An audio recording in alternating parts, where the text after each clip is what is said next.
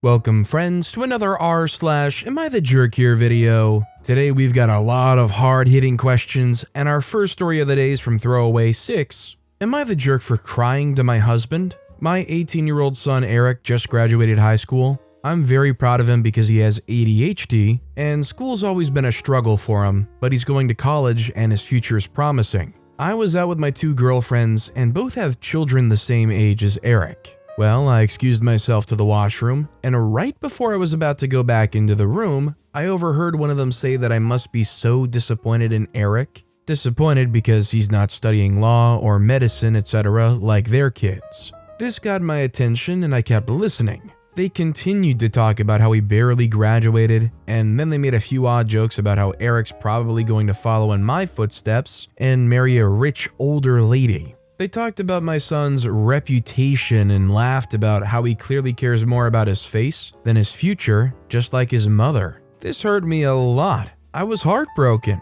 Not only were they insulting me, but my son as well. I walked into the room and they went silent, but acted as if they weren't just crap talking. I didn't mention it and simply decided to never hang out with them ever again. But when I got home, my husband asked me if anything was wrong, and I just began to cry and told him everything. I've been friends with them for a year and gosh, I don't even know. He was really angry. He invited them and their families to go on a quick 2-day trip, and he called their husbands and canceled. When they asked why, he told them that there was no way in heck he was paying to take two bitter, mean girls that insult his wife and son on vacation. Well, I got a call from the two, and they were really upset. They said that I need to tell him to rethink his decision and that they were just joking around because their kids were really looking forward to the trip.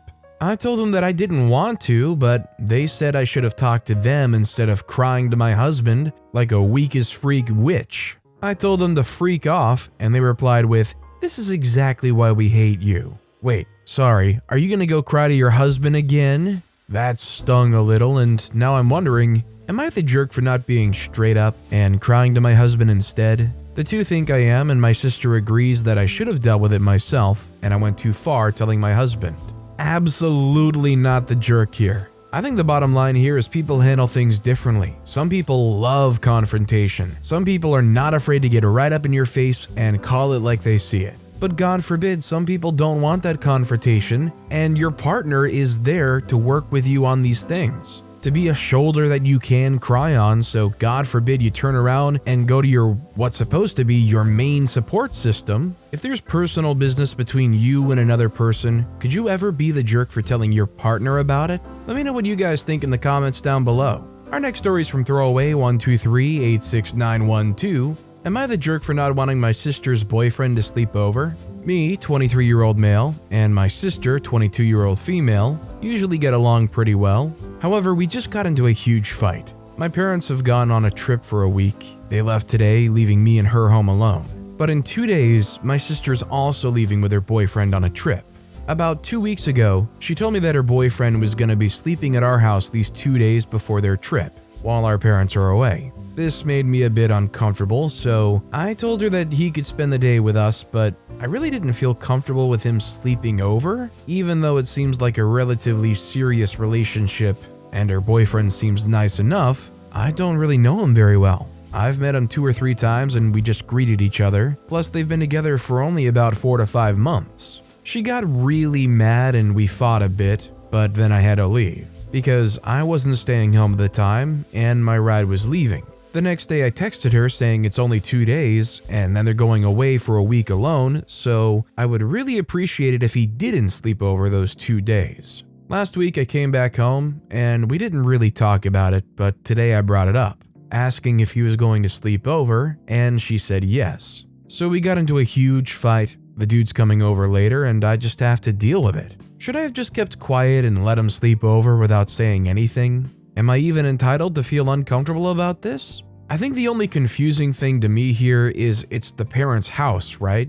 How do the parents feel about him staying over? If the parents are okay with him coming over, then I think OP is the jerk here. 4 to 5 months into a relationship, I feel like is more than enough to be okay with them staying around. Like, I just don't understand what the issue is. Is OP afraid their sister's boyfriend's gonna catch them changing in their clothes or something? This next story is from Next Method 9442. Am I the jerk for telling my wife I won't be sharing blame with her? When I mess up, it's my fault, and that's fine. I'll own up to that. However, when she messes up, it becomes, I think we both could have done things to prevent this. My wife and I are 26. We've been together since we were 15. At a doctor's appointment 2 weeks ago, my wife found out she weighs nearly 240 pounds. She started putting on weight during our senior year of high school, and it's only increased from there. As far as meals at this point, we eat separate meals for the most part food-wise. We sit down and eat dinner together, but what she has for dinner is different than what I have. So she comes home from the appointment and launches into this whole thing about how we both dropped the ball in terms of her weight.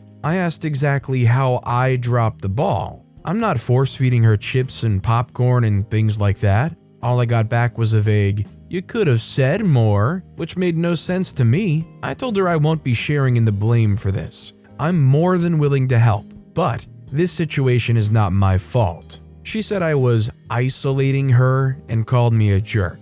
Am I the jerk here? I think OP's not the jerk, and frankly, I think this is a bit of a coping thing. They don't want to admit that they did wrong, they don't want to be the one only at blame, and they probably want to feel like they got some help on their side to dig out of that situation. It's just kind of funny to me that the wife said, "Well, you could have said more," basically saying to OP, "Well, you could have been more inconsiderate and mentioned my weight more." It's like implying that OP's not doing right unless they're conscious about their wife's weight and like being uncomfortable enough to say something about it. Our next story is from Throwaway7391. Am I the jerk for refusing to pay for my sister's funeral? I, 34-year-old female, have 3 younger sisters, 22, 20, and 19-year-old females. I was adopted, but the younger 3 are my adopted mom's bio kids that she had later. Their dad left and moved to a different state when the eldest, Carol, was 6. And as such, she was the only one that remembered him to a noticeable degree. She ran off as soon as she turned 18 to join her estranged father in a shady religious compound, long story, and it remained like that for the next several years. That was until a couple months ago that Carol died unexpectedly, and our family had a bit of a dilemma after we got the body back from the police. Our family never had that much money, and all my mother could afford was a simple, direct cremation. We all know that given how religious she was, that wouldn't be what she wanted. But she left no will because she died at 22. My mother called me the other day to ask if I would be willing to pay for a burial, and after some calculations, I found it would be technically possible, but I would have to be very lean for about half a year afterwards to compensate. My mother said no problem, and we would just have her cremated. Yesterday, my middle sister Marie called screaming at me about how selfish I was, and that since I could afford it, I should do it for the family. This is very out of character, since Marie basically never expresses emotions. She said that I was being selfish and dishonoring Carol's memory by forcing our mom to dispose of her body in a way she wouldn't have wanted. I said that 1, this isn't a sacrifice I'm willing to make, given Carol didn't have a will and we never had a functioning relationship. And 2, she went off to another state immediately and nobody in the family had spoken to her since 2018. Marie has gotten her father's extended family involved, and they've been blowing up my phone constantly with how I'm selfish and ungrateful for the sacrifices Carol made. Marie's continued to insist I'm wrong and that I should pay the rest since neither her nor my youngest sister Lily have jobs. I'm quite honestly shocked by this outburst, and I don't really know where it's coming from.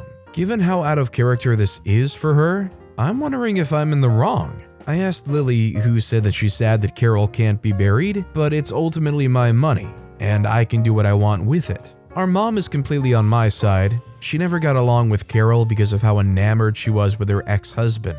I can't decide if I was the jerk or not in this situation, since I technically can afford it even if it requires insanely strict budgeting. So am I the jerk?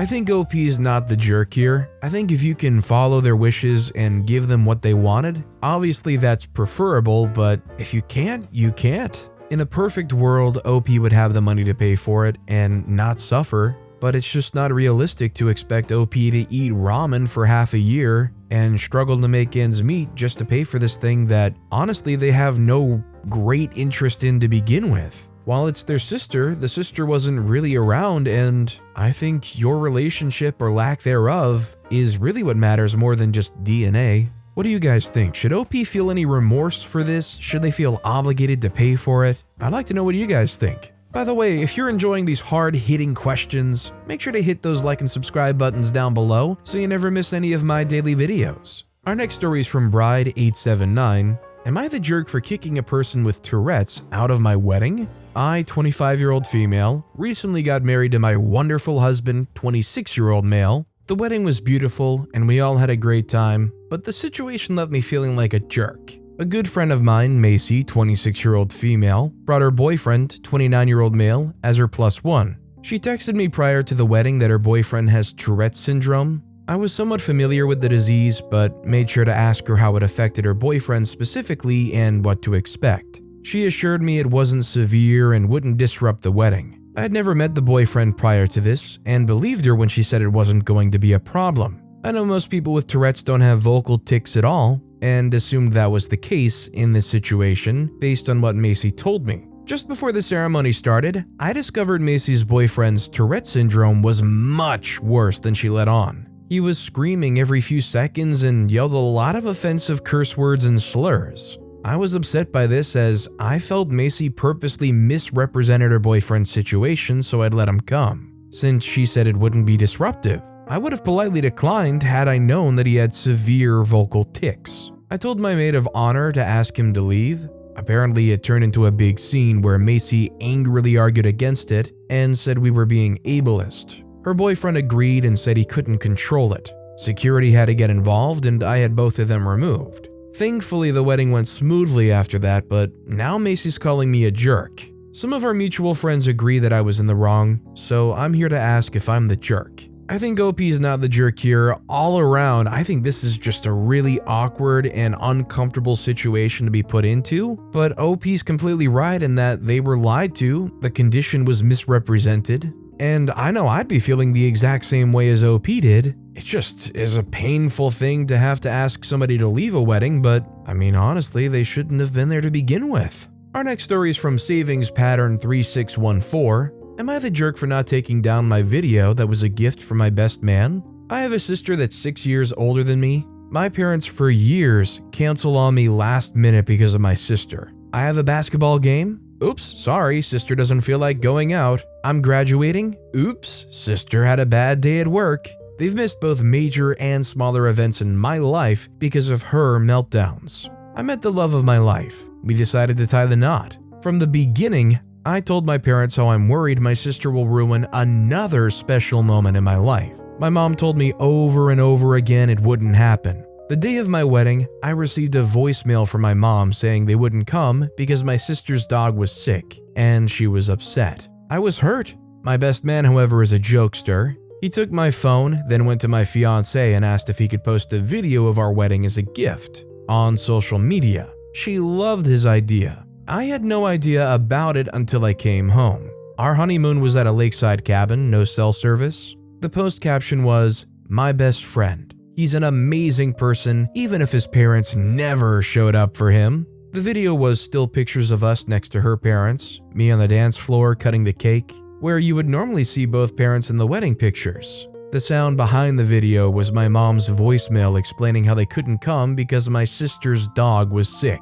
I come home a week later to hundreds of messages. Family members from both sides insisting I take it down. I was told my sister hasn't stopped crying. My mom's refusing to leave the house. I may be the jerk here. I didn't take it down when I got my messages. I didn't call my family back right away. I waited until my vacation time was over at work and enjoyed my time with my wife in our new home before I contacted anyone. My dad told me to take down the video. It was just a bad night for them, that they'll make it up to me and my wife for not coming. My reply was, how exactly do you plan to make up my wedding? It's a once-in-a-lifetime thing. You choose to ignore my feeling on the whole matter. Then he just repeated that he'll make it up to me. I told him I'll take the video down only when he made up missing my wedding. Flustered, we both hung up the phone before we both said things we shouldn't have. Am I the jerk here? I could have just taken down the video. It would probably make things easier to have taken down the video, and maybe could you say it's a little extra or out there to have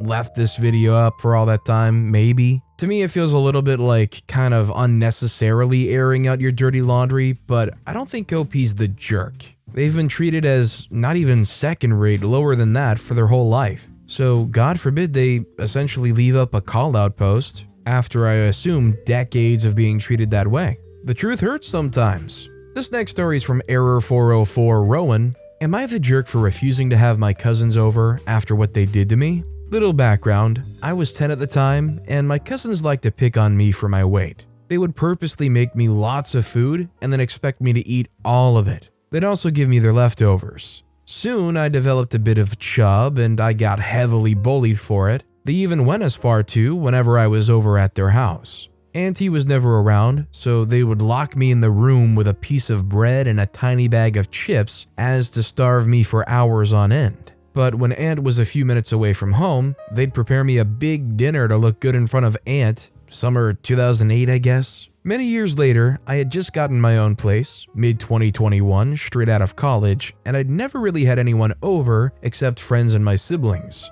I was having a family dinner, and my mother suggested I invited my cousins. No one found out about what they did to me, and I sort of retained the weight but lost a bit of it. No chub, but still pretty thick. I was off about the idea since all I had was bad memories, so I said no. My mom got pretty mad and said if my aunt was coming, so should my cousins as they're her kids. I said no again, stating that I didn't want them there because they made me uncomfortable. My mom said that's fine, she gets it, and drops it. Day of the dinner comes, and I made an amazing banquet dinner for my family. First my sisters came, then my two brothers, my mom and dad, uncles, and then my aunt. But slowly behind her, my cousins trailed.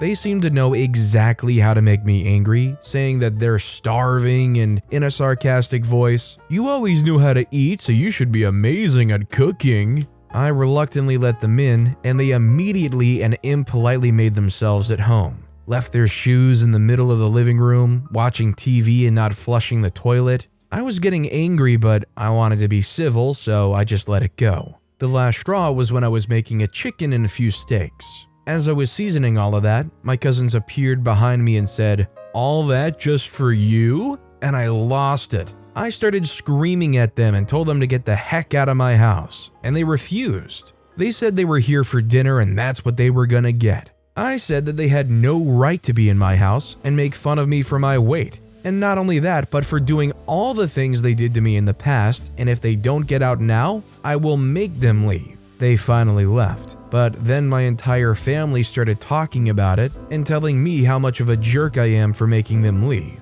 This hasn't stopped for a few days, and I'm starting to think they meant it in a joking manner. Am I the jerk here for kicking them out? I think it doesn't matter whether or not they were meaning it in a joking manner or not. The bottom line here is whether they were joking the entire time, it imprinted a traumatic experience on you as a kid, and they have a staunch inability to recognize that what they're doing is bothering you and they can't cool it, they can't take a note. Nobody likes a jokester that doesn't know when to quit. And what they did to OP as a kid is not joking. This next story is from AITA Water Park.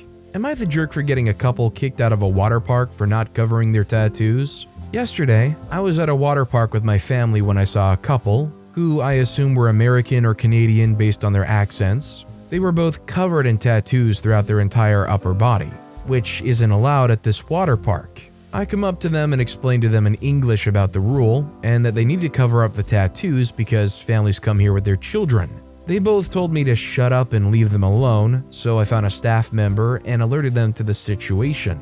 They had somebody who speaks English come up to them to explain the rule, and the woman started screaming and crying as they were both kicked out. They were basically causing a huge scene, and everybody was staring at them. It's not like they couldn't use the water park at all, they just had to wear a shirt that covers up their tattoos, and they would have been fine, which is why I think I was justified to confront them. I'm posting here to find out what everybody here thinks. So from what OP said, I believe this takes place in Japan. Now, I will say as an American, the rule seems quite odd to me, but from what OP is suggesting here, it seems like it's a pretty common thing. And if it's a rule, especially one that they kind of have to agree to upon entry, you have every right to call somebody out or kick somebody out over that. I did take a quick look, and basically, tattoos in Japan are extremely stigmatized. Basically, if you go around having tattoos visible, it's basically seen as like an advertisement of you being a person of crime, a criminal, or especially tied to a criminal organization. One that starts with the letter Y being a very popular one.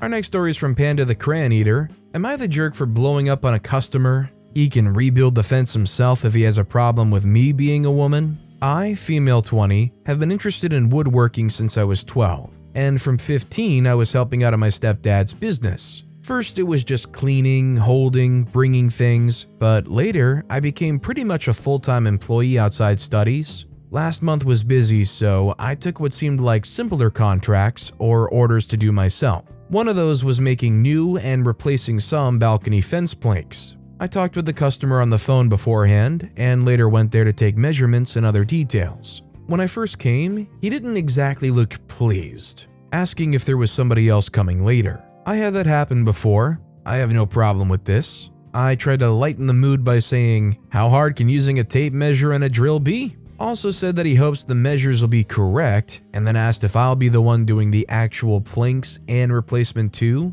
I answered most probably. A few days later, I went to actually replace the planks. He didn't say much at first since the planks were good, but then he started nagging like, "You're holding it wrong." I wasn't. "You're making a mess here," with the old ones rotten into oblivion, all while basically breathing down my neck.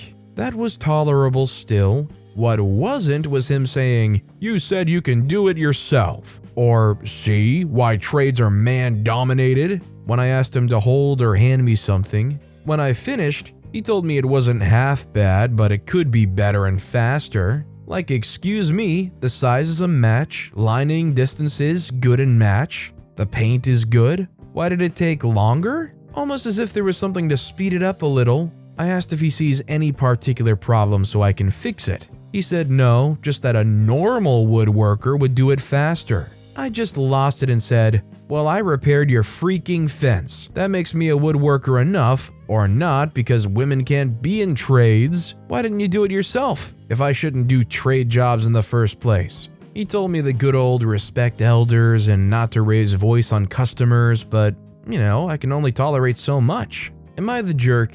I think OP's not the jerk here. And frankly, I think maybe the best thing OP could have done was just ask them to kind of give you some space while you work to repair their fence. I mean, they have every right to stand there and watch, but them standing there micromanaging things really didn't help the situation. I know OP can't exactly force them to go away, but man, must that have been annoying for them to stand there and be like, "Well, a man could do this better than you," while standing there watching a woman do the fixing for him. This next story is from Throwaway2828. Am I the jerk for not letting my stepsister paint the room I'm letting her stay in? I, 25-year-old male, own a pretty big house that I inherited from my grandparents. I'm currently letting my stepsister Kana, 23-year-old female, stay in one of my guest rooms for 2 months rent-free. Everything's been going smooth until 2 days ago when Kana came in the house with cans of paint.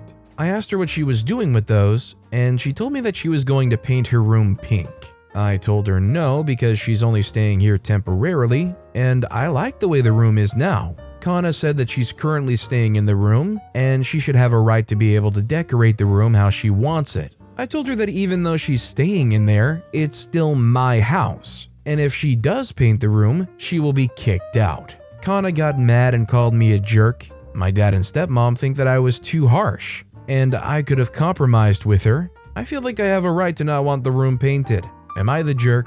I wholeheartedly agree with OP that it's their house and they have every right for the walls to be whatever color they want. Kana staying there for 2 months, if anything, only moves this more in OP's favor. Kana's a temporary guest. It's for forever to OP if they want to. This next story is from Effort President 9645. Am I the jerk for siding with my mom over my wife and telling my wife it was her fault for putting me on the spot? My wife and I try to always side with each other in public, and if there's an issue, talk it out in private. So maybe I screwed up here.